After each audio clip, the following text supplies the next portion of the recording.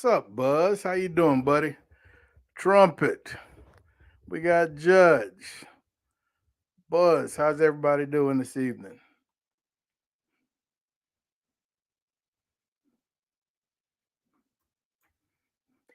Living the dream. I know the feeling, Judge. Life is good, baby. Life is good.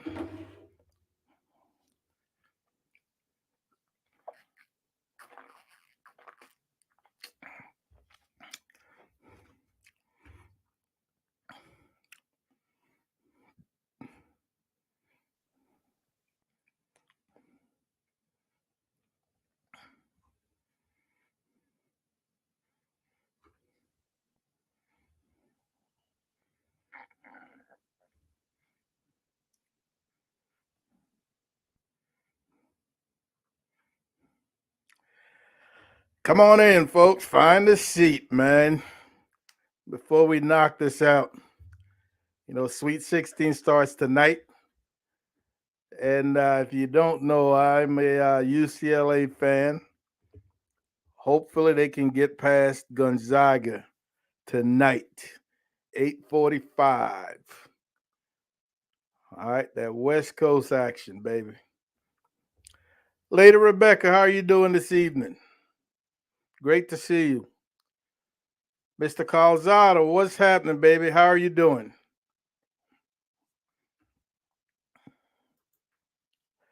Go grab one, lady. Go grab one. I've been on a Modelo kick for the last couple of weeks. So that's all I'm drinking right now. Andre, how are you doing, buddy? Folks, we're going to give them a few more minutes as usual, man, before we kick this short episode into action. B Triple, what's happening? Mike, how are you doing, buddy? Great to see you this evening.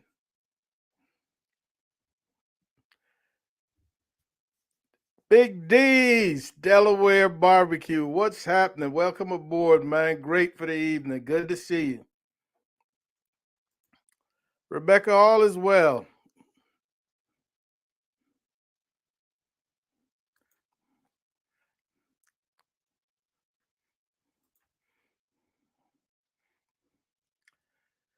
Oh, you're from Arkansas, huh? Yeah, Maryland and Memphis pretty much knocked out fairly early. Now, but should be a great weekend of college basketball, man.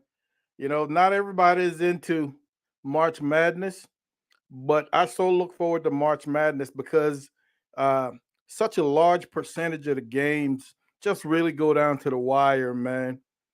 And then you see some serious underdogs being able to pull out some amazing victories. So I really look forward to March Madness year after year, even when my team isn't in it. Fortunately, this year UCLA is still hanging tough, as they have for the last few years. Last couple of years they've been in the Sweet 16. So here we go again today. Just got to be able to get over this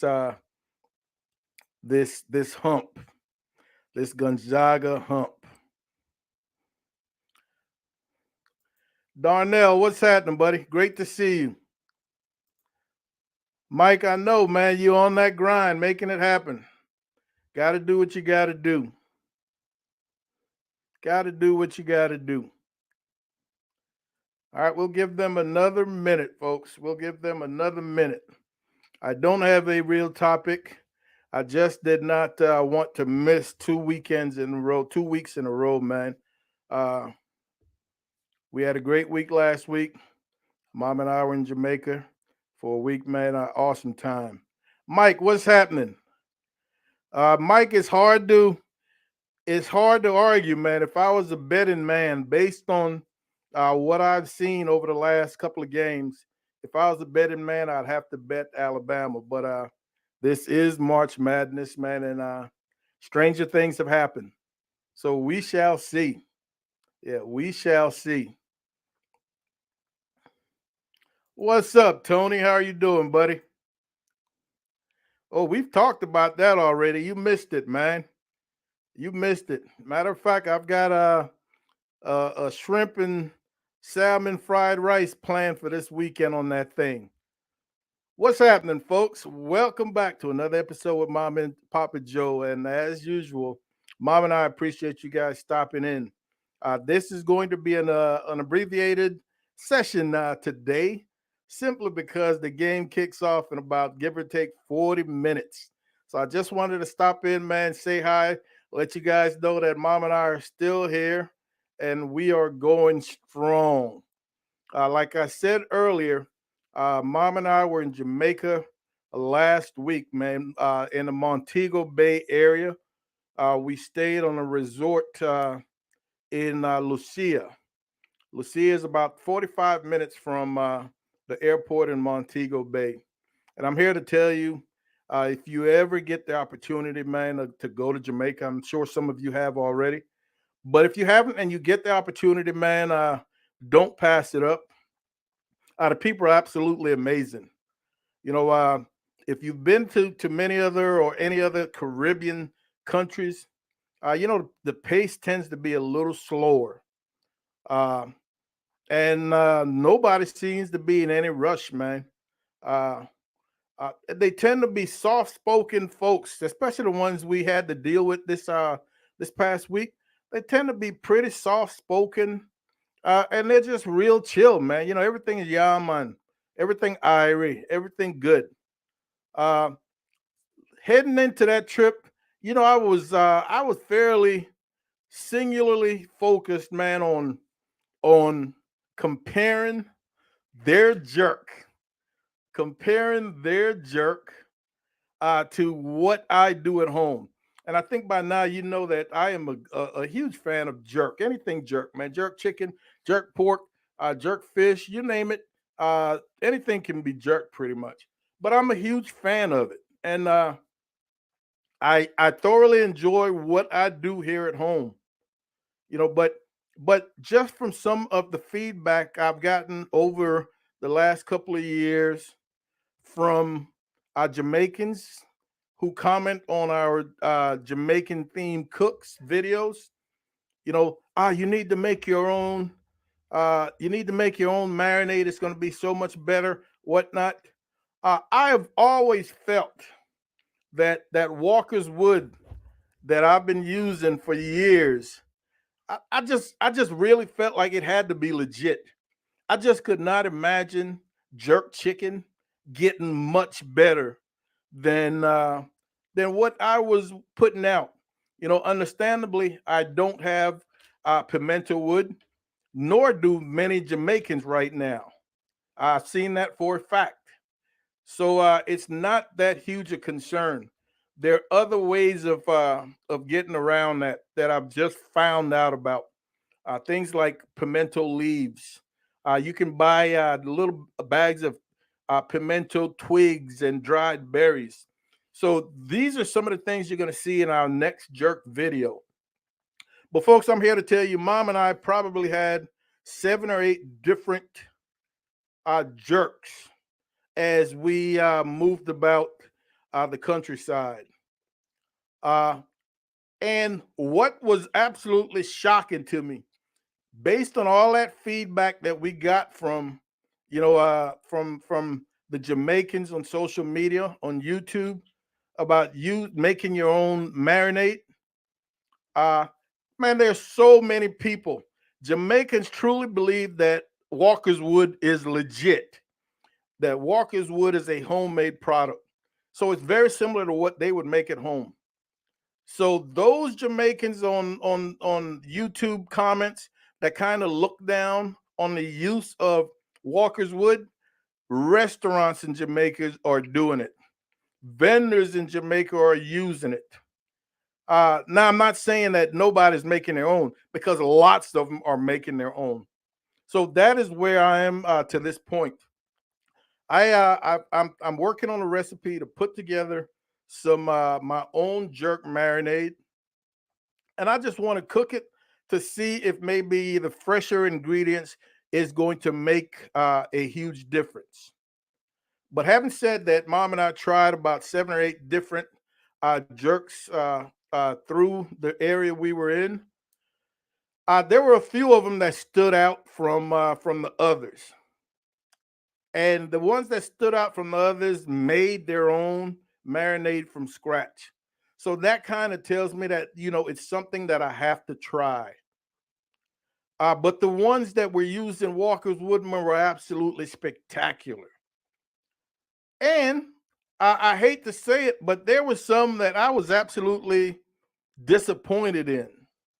I'm not going to call any names or anything, but there were a couple of jerks that was thoroughly disappointing. Some of them was dry, some of them were just, I mean, dried to a crisp. Others, the flavor was lacking. So, folks, if you're doing jerk, man, and you're enjoying your jerk, keep doing it. Enjoy it. I have been to what is considered authentic, and some of it was less than average. Some of it was spectacular. But expect another jerk video from Mom and Papa Joe in the next give or take couple of 3 weeks or so as I continue to work on this marinade. Here's to all you guys, man. Knock out your Friday tomorrow and enjoy a great week. Let's see. I don't want to fall behind, which I have already. Yeah, Darnell, I've been holding out, man, hoping that something would change my mind, but I don't think it's going to happen. My mind is not going to be changed. It's officially going to go on the market probably the end of next month, officially. Trumpet, man, I woo, and I saw some young kids while they weren't allowed to dive off the cliffs because that bar that we were in, Rick's, was a young people's bar. Mom and I went there because we absolutely had heard about the cliff diving. We wanted to see it. We wanted to get them on video. So we went and we hung out there for a couple hours. Great drinks, great eats. We hung out there for a couple of hours. But again, it was 25 to 18 years of age, man. And they were having a blast. But watching those gentlemen diving off that cliff, man, was absolutely beautiful. Water crystal clear, great colors. But there were a couple of perches that were lower down that 7, 8-year-old kids were diving off of. And I'm talking, I'm not talking 5 feet. I'm probably talking 10, 12 feet or so. So even that I wouldn't have messed with. At this stage of the game, Trumpet, my feet are firmly on the ground, and I hopefully that's where they'll stay. Tony, I've got plenty of those too, and I like them. Jerk friends. Speaking of jerks, yeah, man, Calzada, you know it. Speaking of jerks, you had to bring him up. Oh my goodness. Yes, sir. So, I spoke to some of the guys that were able to, that were a little more outspoken. Some of the chefs, and a lot of them are just using charcoal, hardwood, or a lump. They're not throwing wood in there or anything along those lines. So most of their seasonings, or a lot of their seasonings, are coming from the marinade, the mop, the spray that they put on them. But man, I've got some stuff on order, some pimento leaves. I've got a couple of bags of the pimento twigs. So those types of things are available, even though the wood isn't. So this next video that I spoke about, I mentioned earlier, I'm going to try to make it as authentic as I possibly can. It's going to be cooked over live fire, lower and slower. I'm going to be sopping and mopping. I'm going to try to make this as authentic as I possibly can. That way, any Jamaicans that happen to stumble on this video, they will have to look at it and say, you know what, that's pretty authentic right there. There won't be any Traegers, there won't be any WSMs. I'm going to use probably my Weber kettle or something that I can cook directly over the coals. And hopefully, man, this is going to be the jerk that tops my jerk repertoire to this point.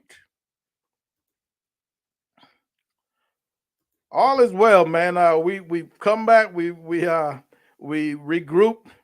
We're at that age now where when we go on vacation, that's exactly what we do. We vacate the real world and we go there to relax, man. We're not hustling and bustling. We don't want to come back home and have to take a couple of days to regroup. Any regrouping that we're doing is just trying to recover from being in those airports. Oh, we hate those airports. And our flights back, man, was kind of herky jerky, had some delays. So the day back really made for a long day. We departed like at 10:45 from the resort, and we did not arrive to the house.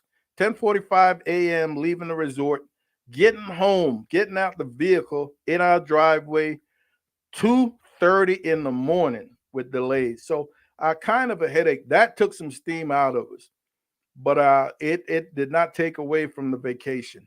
Like I said earlier, if you have an opportunity, man, you absolutely got to go to Jamaica. You're going to love it. The people are absolutely amazing. Madwood Terry, what's happening, baby? How are you doing? Thank you very much, Darnell.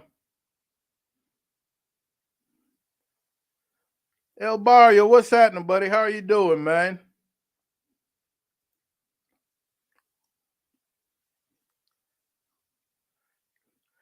Carlos, I am not much of a dessert cook. Early on in our competition career, we used to turn in desserts, and I would research and come up with recipes that did fairly well. But over the years, I don't bother with desserts. Anything dessertish that's going to be made at the house, that's in Mama's wheelhouse. She does some pretty good dessert. El Barrio, my Jambo is a J3. The J5 was way larger than I needed for competition. So it's a J3.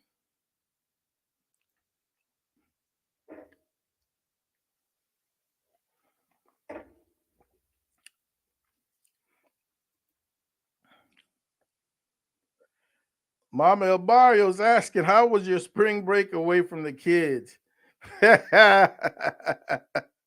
Darnell, what do you know about that bumble clot? What do you know about that bumble clot? Yeah, man. Ross clot chicken. Ah, uh, you've hung around one or two Jamaicans, Darnell. Madwood, that is awesome, man. That is awesome. You ever need anything or need to bounce some ideas off of somebody? I'm your man. You know how to get a hold of me. I think I can steer you in the right direction. Rebecca, everywhere we went, man, whether it be a bar or a restaurant, a mom and pop shop, beachside, the reggae music is absolutely amazing. And of course, what we hear on radio, what we hear on TV, uh, there's just so much more to reggae than we actually get, than the Jamaicans actually know.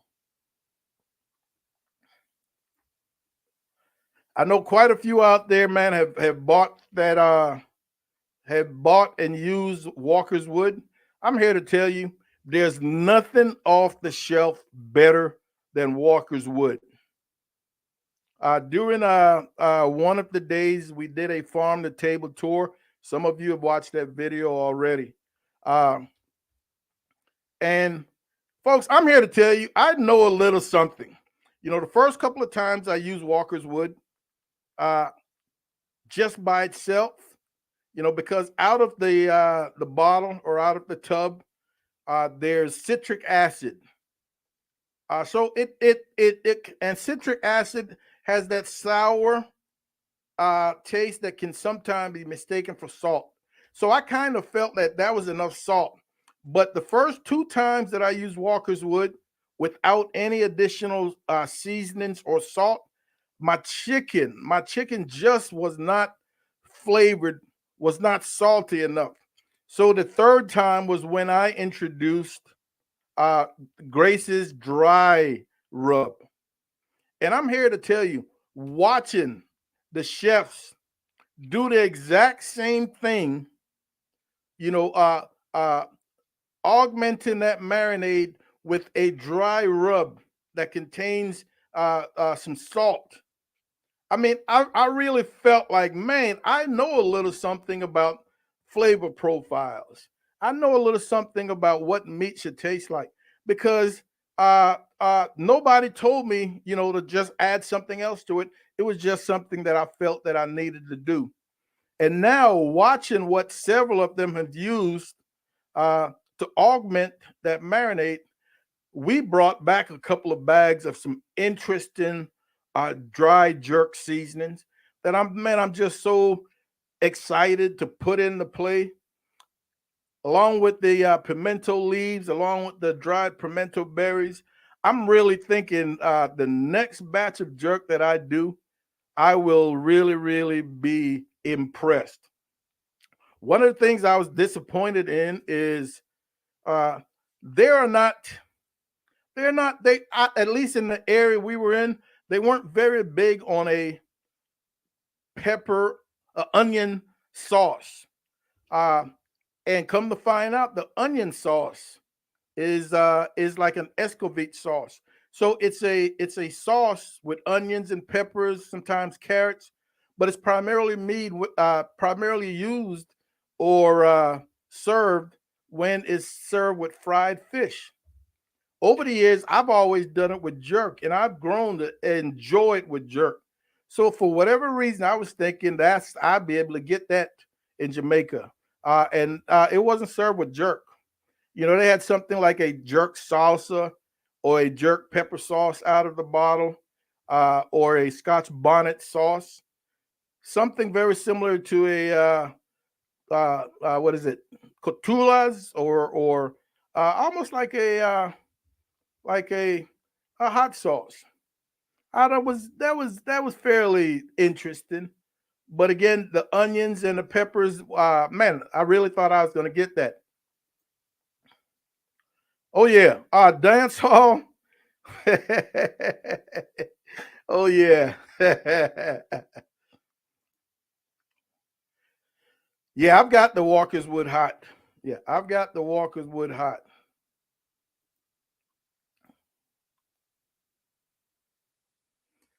El Barrio, did you sandblast them before repainting, or you just adding new paint on top of old?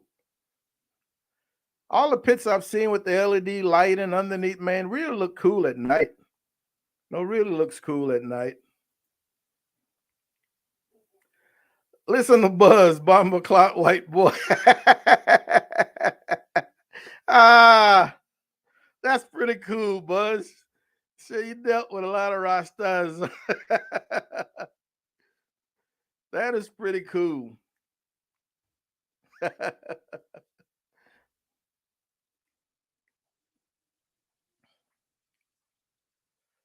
Okay, Donnell, I can see that. You know, I looked at all the ingredients that's in the Walker's Wood, and I'm going to include all those ingredients when I make my homemade batch, except for the citric acid. I'm going to use either lemon juice or vinegar for that acidic portion of the Walker's Wood. So it's going to be fairly natural minus the citric acid. What's happening, Ron? How are you doing, buddy? Good to see you this evening.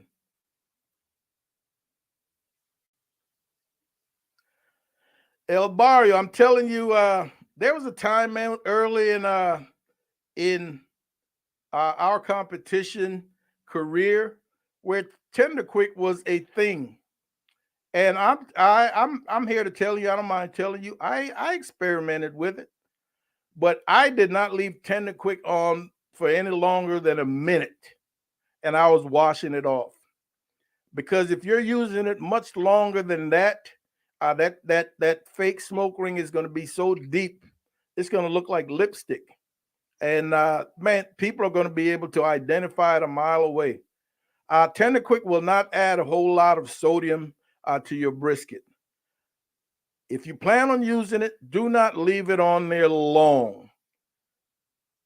Do not leave it on there long. Don't put a ton. A little goes a long way. You know, teaspoon on each side, spread it out, a minute, wash it off. And it'll give you a fairly realistic smoke ring, El Barrio.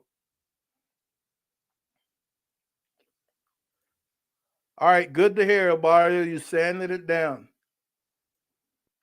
Double D, what's happening, baby? Good to see you this evening. Great to see you this evening. Guggen is in the house. What's happening, Guggen?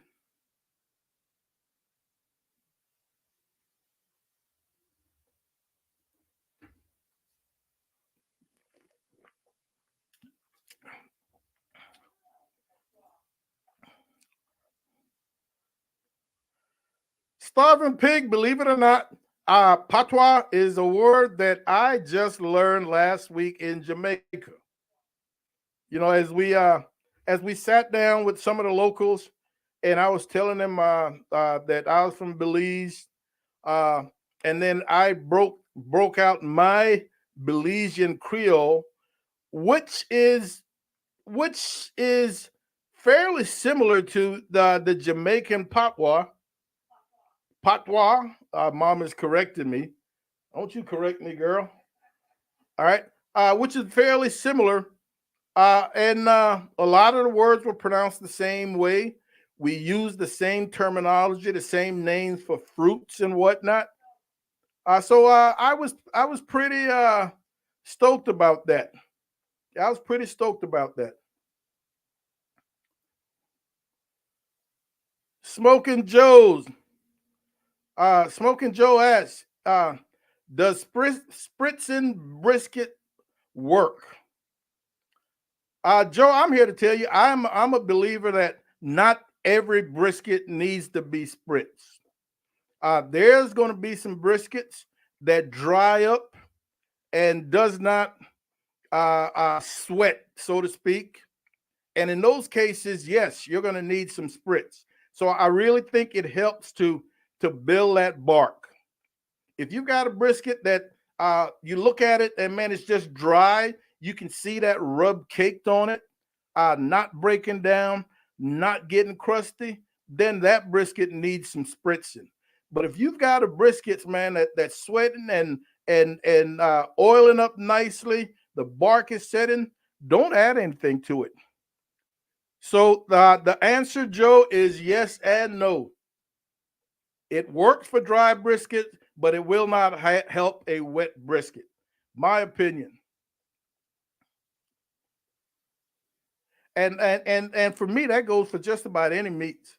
I did my first smoked chuck roast yesterday, and this chuck roast had nice fat content. I had my bottle of I was going to spritz it with beef stock. But each time I went in there, man, it was sweating nicely. The fat was breaking down, the bark was building, and I held off from spritzing. Long story short, I finished that cook without ever spritzing that chuck roast. So not every piece of meat has to be spritzed. There's some people who are sold on spritzing and will do it regardless of what that piece of meat is doing, looks like, and that is not always a good thing. Dry meat spritz, wet meat leave it alone. How's business going, Joe? How's the truck doing, man?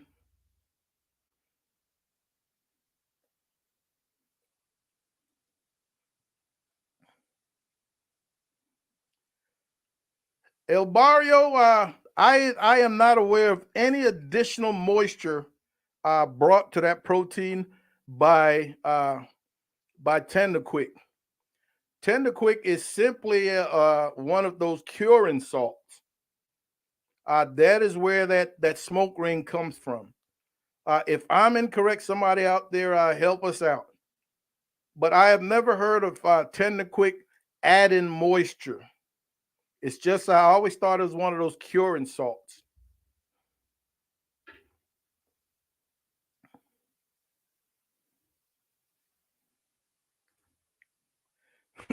Buzz, yeah, that is a good one, man. I'll have to go check it out again. Yeah, I'll have to go check it out again. Woo-wee. My dog just busted one underneath me. I mean, I can see the green smoke.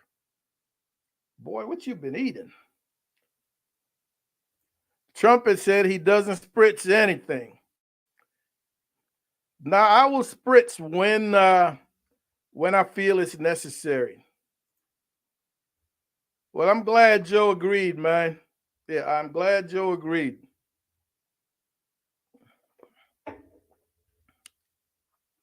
You're gonna enjoy it, Darnell. Yeah, you're gonna enjoy it.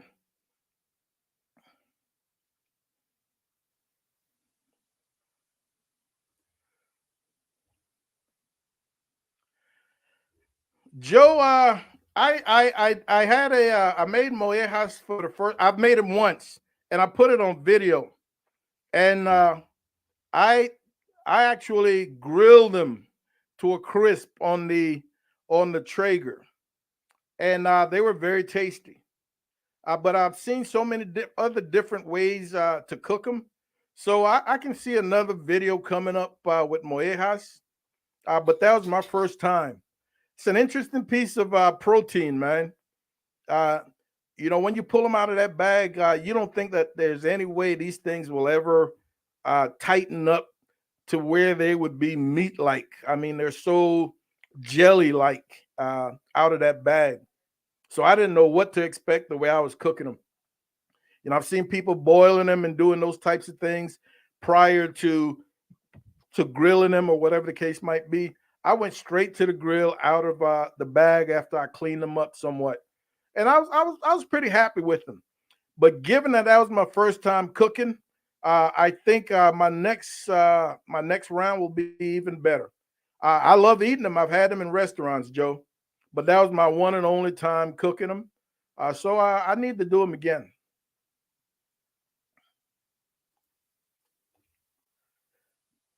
Ron, same thing, man. Fat cap up. If that brisket, if that fat cap is rendering, that bark is firming up.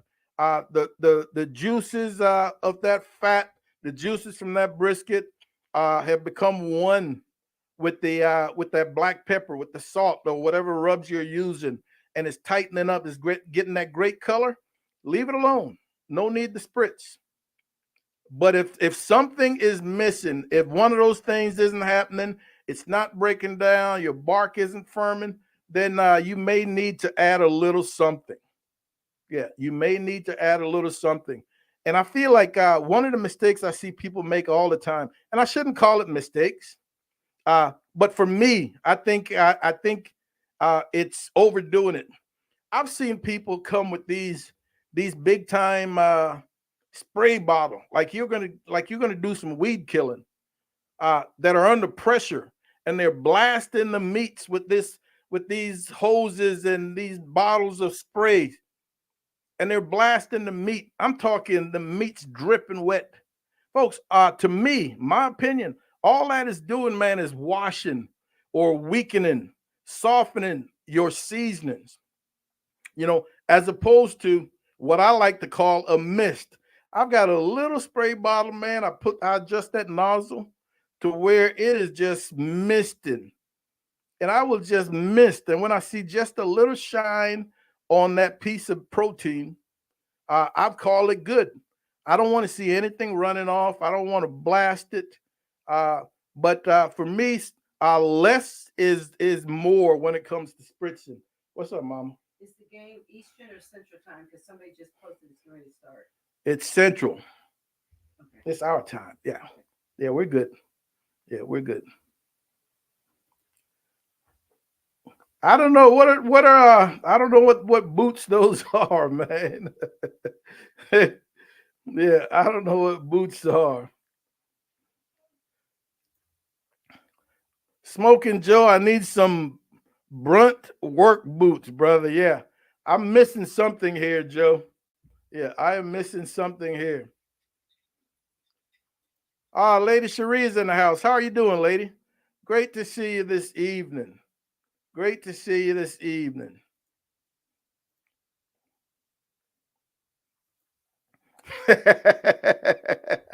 Hey, I am right there with you, man. I'm an adventurous eater.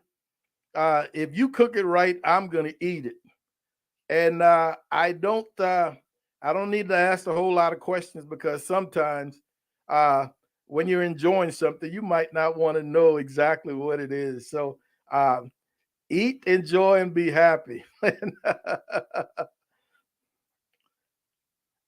Yeah, Buzz, I think we're getting ready to start at 8:40, 8:45 sometime in there. So we're good. Yeah, we're good. That was a bit of an upset, man.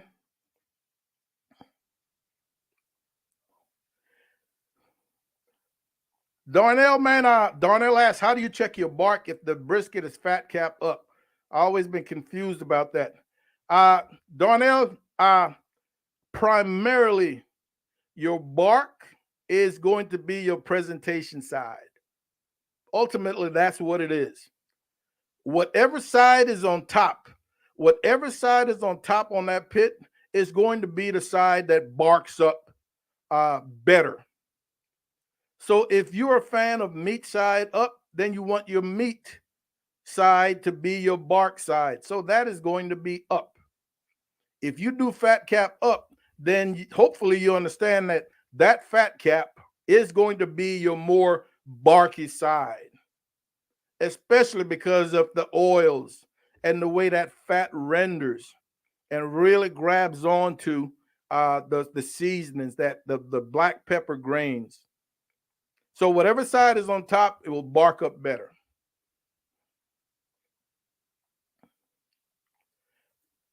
Rick is in the house. What's happening, buddy? How you doing, Rick? Great to see you this evening. Cherie, I have never marinated a brisket. Matter of fact, I've talked to a fellow content creator, and as much as I enjoy dry brining proteins, I don't know why I've never thought about dry brining a brisket. So the next brisket that I cook, which will be the first brisket this year, the next brisket that I cook is going to be a dry brine brisket. And by that, I simply mean salting it and tucking it away uncovered on a wire rack in the fridge overnight. And we'll see if that does anything. Dry brine brisket. But no, I've never marinated a brisket.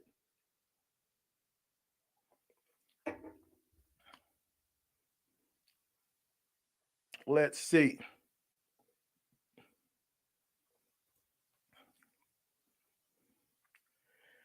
Yeah, Buzz, that's a great way, man. Rub that bark, press that bark, and if it's moving around, if it's still a little wet, if it's still a little soft, if it's coming off on your fingers, then yes, that bark hasn't set. But I'm here to tell you, I've gotten barks, great barks on both sides. But to me, it's a lot easier to get a heavier bark on the fat side. Uh, Man, since I discovered fat side up, that's the only way I've cooked briskets at home now.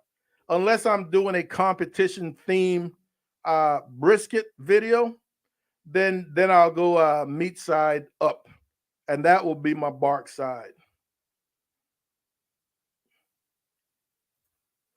Oh yeah, bark on the fat cap, man. That's all restaurants do.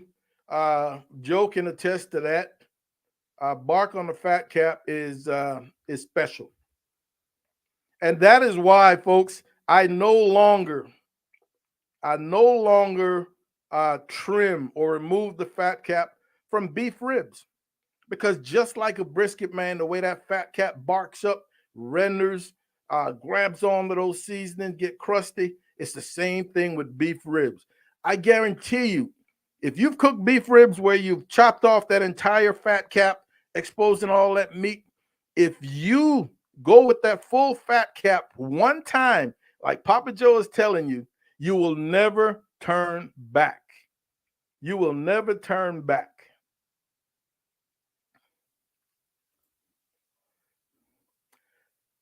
Cherie, how long do you let your brisket sit out after being in the fridge before smoking? Cherie, it differs. For me, it's normally an hour. But if you have pre-seasoned, some people season the night before. There's nothing wrong with going straight from the fridge to your pit. But if you're going to season in the morning, then you're going to want to have that brisket sit around for maybe an hour. Uh, in my opinion, you want the salts to draw just a little bit of moisture, especially if you're looking for a smoke ring. To develop a good smoke ring, your brisket needs some moisture. Moisture is what grabs on and hangs on to the smoke and further the entire further in the science of that smoke ring. I'm not going to even attempt to figure out how that works, but it requires some moisture. Yes. So if you've pre-seasoned the night before, you can go straight from the pit, straight from the fridge to the pit without a problem.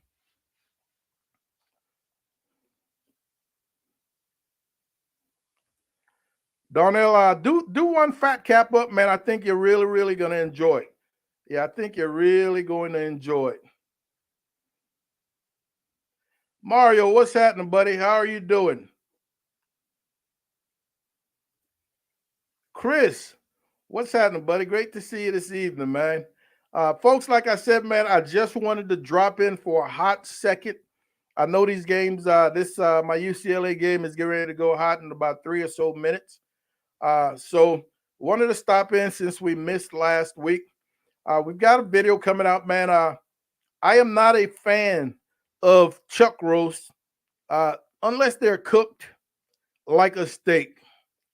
So I will tell you, yesterday, Mom and I did a smoked chuck roast for the first time. We've seen lots of y'all videos of smoked chuck roast, seen lots of other videos with smoked chuck roast, and I just figured, man, let me give it a shot one time. Folks, I'm here to tell you, you guys have changed my mind.